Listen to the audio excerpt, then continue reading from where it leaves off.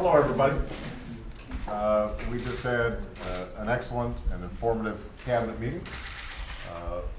Secretaries Clinton and Gates provided an overview of our current national security posture.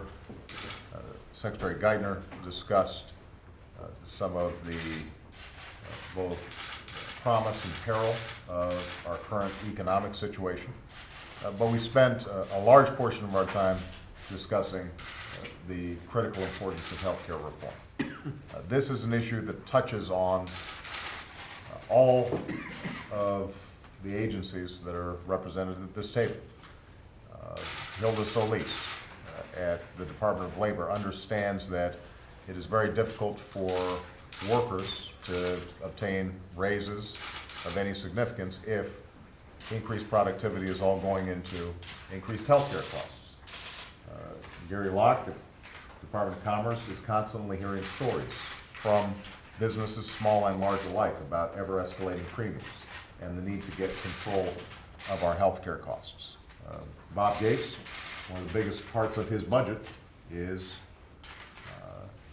are his healthcare costs. And so we all understand that this is an issue that the country is ready to deal with.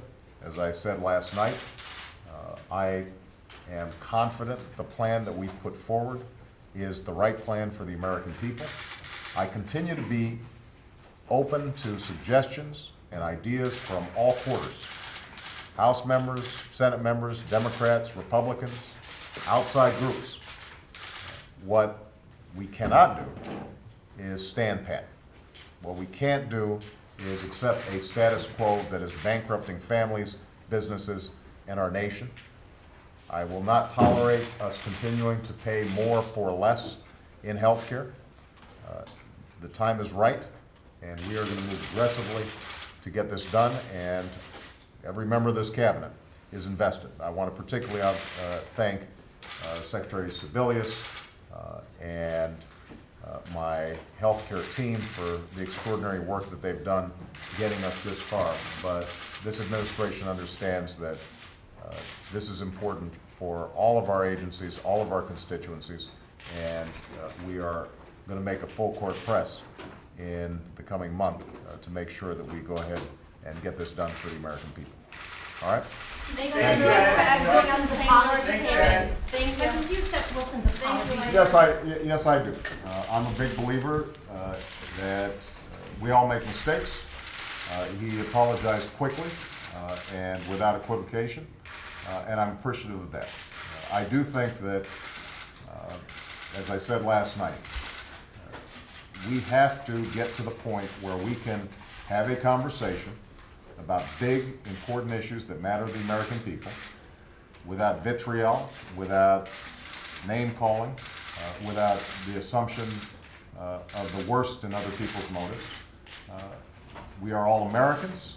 We all want to do best for our country. We've got different ideas, but for the most part, we have the same aims, which is to make sure that people who work hard in this country and who act responsibly are able to get good jobs, good wages, raise their families, make sure those kids have a good education, that they are protected from misfortune or accident by having health care and retirement security in place.